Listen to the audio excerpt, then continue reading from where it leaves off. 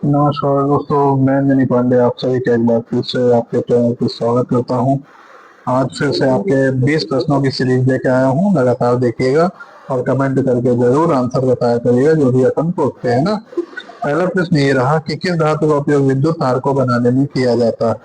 मतलब वायर बनाना है तो अपन किस धातु का उपयोग करेंगे? लोहा, तांबा, दस्ता और सीसा।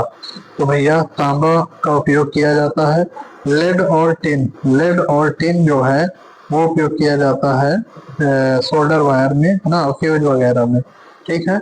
और जस्ते की क्या होती है, परत चढ़ाई जाती है सेल वगैरह में या खोल बनाए जाते हैं। ठीक है। कंडक्टर पर चढ़ी परत को क्या कहते हैं? प्रश्न भी आया हुआ है।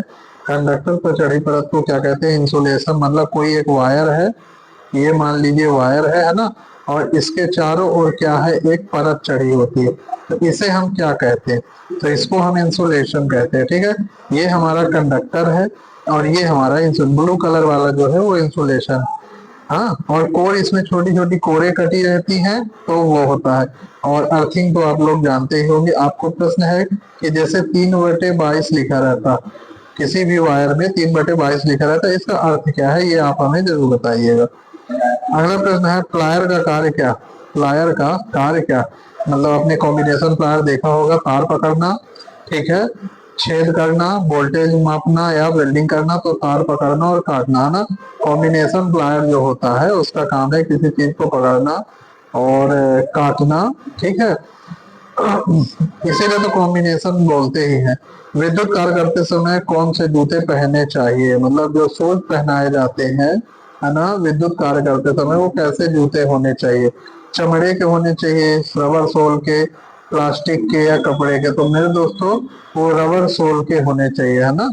चमड़े के नहीं चलेगा, कपड़े का तो बिल्कुल ही नहीं चलेगा, प्लास्टिक का तो जानते ही हो कहीं गर्म में रख दिए तो चपक जाएगा।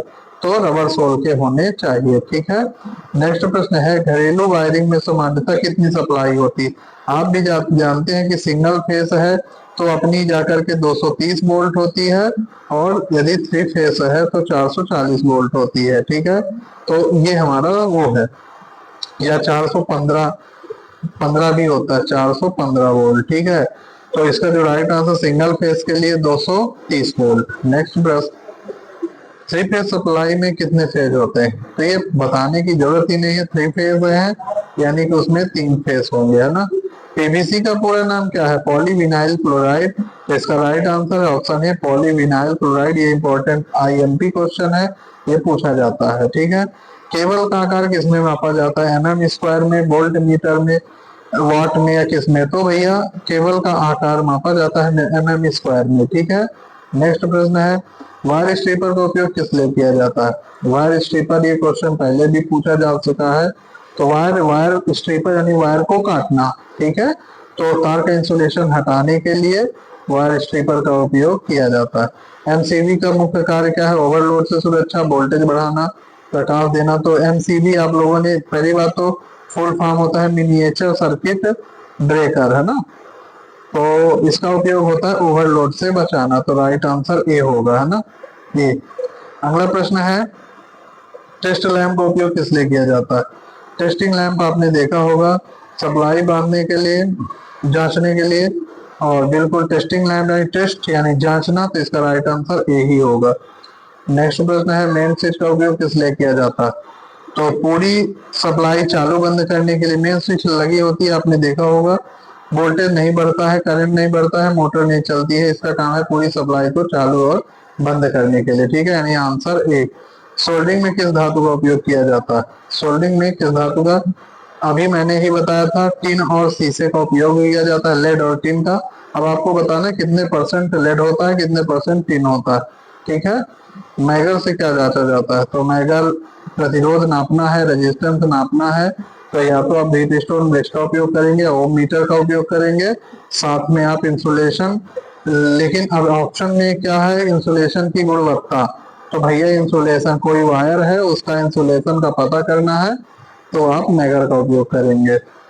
अगला प्रश्न है विद्युत दुर्घटना होने पर सबसे पहले क्या करना चाहिए? तो दुर्घटना हो भाइयों, सबसे पहले आप कुछ मत करो, ना किसी को टच करो, आप तुरंत जाइए और सप्लाई को बंद कर दीजिए, यानी ऑप्शन ए आपको करना है। ठीक है।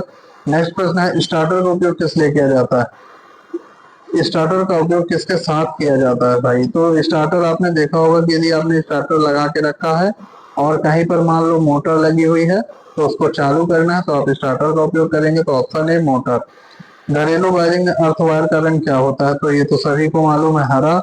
अभी जो नियम बना है, नीला रंग जो है दोस्तों, नीला रंग ये हो गया है न्यूट्रल के लिए, है ना। नीला रंग हो गया है न्यूट्रल के लिए और हरा के लिए आपका यही है, अर्थिंग का लिए हरा ही है। ठीक। नेक्स्ट प्रश्न है, किस उपकरण में इसको खोले और कसे जाते? Screw driver, plier. तो किस उपकरण से इसको खोले जाते हैं? स्क्रू ड्राइवर से, है ना। और सॉकेट का उपयोग किसके लिए किया जाता है? हल्के घरेलू उपकरण, भारी मोटर, वेल्डिंग मशीन या जनरेटर। तो 5 एम्पियर सॉकेट का जो उपयोग होता है हल्के घरेलू उपकरण में, जैसे चार्जिंग में, टीवी चालू करना है ना, तो नॉर्मल। और पावर सॉकेट के लिए आपको 16 एम्पियर का उपयोग करना पड़ेगा ना। इलेक्ट्रीशियन को कार्य करने से पहले सबसे पहले क्या करना आवश्यक होता है?